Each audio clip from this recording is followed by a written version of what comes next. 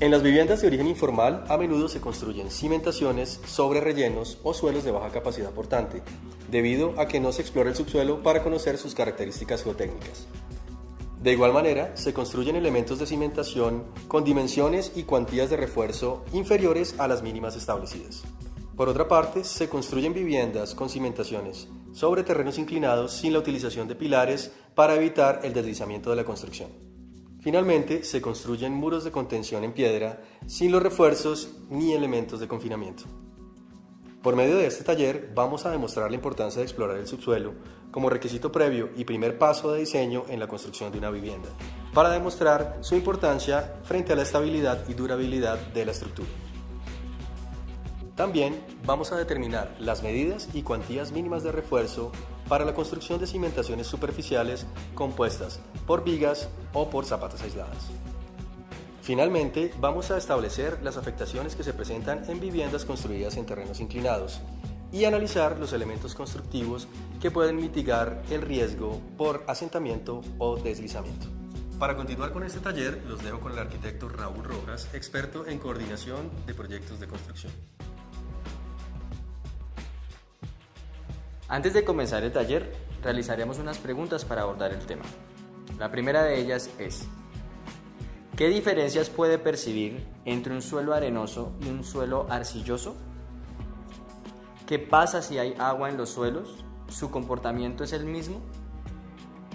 Piense en una biblioteca tipo estante para albergar libros. ¿Qué pasa cuando la biblioteca está completamente llena de libros? ¿Qué pasa cuando usted retira el libro que está en el centro del estante? Piense en un closet. ¿Qué hace usted cuando el bolillo que sostiene su ropa se ha deformado? En este taller comenzaremos por la sesión 1. Esta sesión se realizará a cielo abierto en un predio o lote cercano al sitio donde se desarrolle el taller. ¿En qué consiste?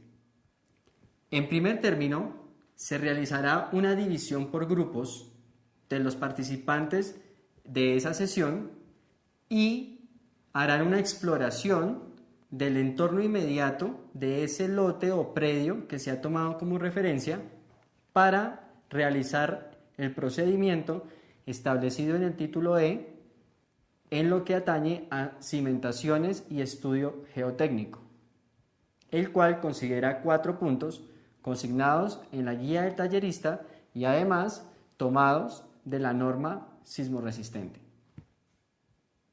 Después de realizado el recorrido por cada uno de los grupos y habiendo tomado la información necesaria de acuerdo al procedimiento establecido, se dirigirán al lote o predio en referencia y revisarán las condiciones del suelo mediante la observación de por lo menos 2 apiques realizados con anterioridad, por lo menos con 24 horas de anterioridad a la realización del taller.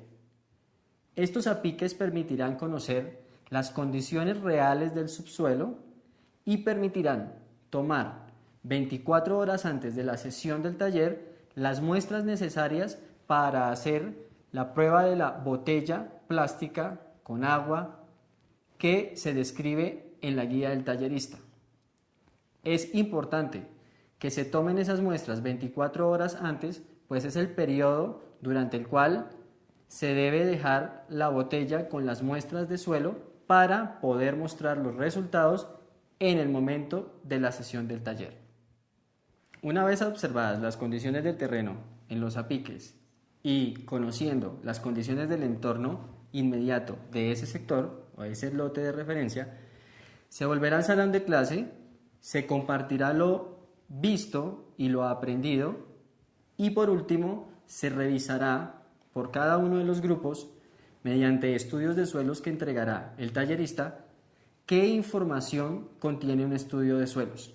Además, se verificará si con el procedimiento realizado a la luz de la norma NSR 10 es necesario para ese lote de referencia hacer un estudio de suelos o con esa revisión del entorno y de los apiques realizados es suficiente para conocer las condiciones geotécnicas y construir la cimentación de nuestra vivienda. En la segunda sesión del taller se realizará la construcción de la cimentación de una vivienda de 2 niveles en mampostería confinada. Para ello, cada grupo recibirá un modelo del terreno con una inclinación del 20% y una vivienda de mampostería confinada previamente elaborada en cartón. Antes de comenzar la construcción propiamente dicha, se solicitará que cada uno de los grupos dibuje en este formato que les será entregado por el tallerista a cada grupo, dibujen lo que ellos consideran puede ser la solución a estas dos edificaciones en términos de su cimentación. Esta primera edificación es una vivienda de 2 niveles, similar a la que vemos en el modelo, construida con mampostería confinada.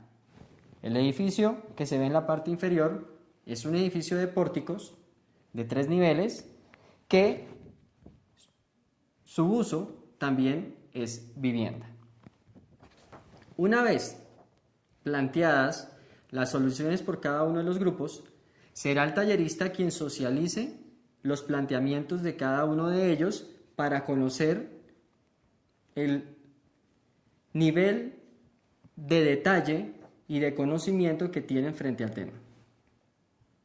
Establecido el nivel de conocimiento de nuestros maestros de obra frente a la construcción de cimentaciones, se procederá a solicitarles que construyan la cimentación de esta vivienda dentro de este terreno acorde a los parámetros establecidos en la normativa de referencia.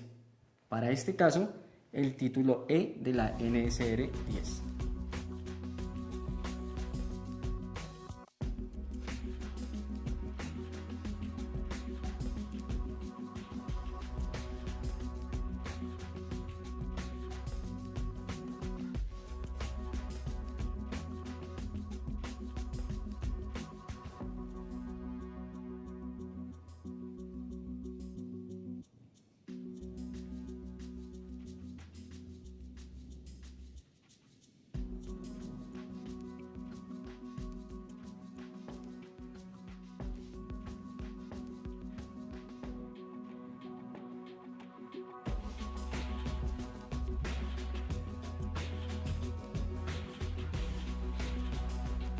Para realizar la cimentación de nuestra vivienda, acorde a los parámetros establecidos en la normativa, se les dejará claro a los participantes que se deben conformar anillos cerrados con vigas de cimentación que no superen los 4 metros de distancia entre ejes de elementos.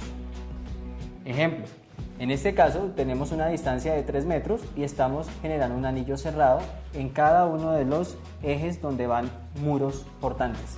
Sin embargo, tenemos una distancia mayor a 3 metros. Por ende, aparece esta viga que, aunque tiene una sección menor a las que vemos acá, se requiere puesto que no pueden haber elementos separados a más de 4 metros de distancia. Una vez terminada la cimentación, verificaremos que nuestra casa se apoya adecuadamente en el modelo construido y verificamos que los elementos estructurales que estamos viendo acá, confinados por estas vigas de amarre, se apoyen adecuadamente en la cimentación. Es importante también enunciar que la viga de sobrecimiento deberá quedar por lo menos 80 milímetros por encima del nivel del suelo natural del predio. Sin embargo, como podemos ver acá, cabe anotarles a los participantes que en la próxima construcción o futura construcción por parte de un vecino se retirará esta porción de terreno. Mientras que la casa se construye, se requerirán de taludes con un ángulo determinado, ajustado al ángulo natural de reposo del terreno.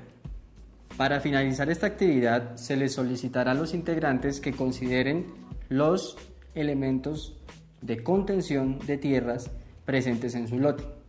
Ya habíamos hablado de que esta porción y esta porción de terreno la podemos solucionar con taludes. De igual manera podríamos hacer con la porción posterior, pero en caso de no ser posible, por la longitud o por la cantidad de terreno que debemos sacar y si afectamos vecinos, debemos pensar en elementos de contención apoyados sobre la cimentación que puede ser una sola, pero que en este caso es de un mayor ancho en la base para soportar nuestro muro. Hasta aquí, hasta la cimentación, podemos construirla con los parámetros del título E. El tallerista deberá hacer hincapié en que todos los elementos de contención que se coloquen en la vivienda hacen parte de un desarrollo estructural específico que deberá estar a cargo de un ingeniero estructural.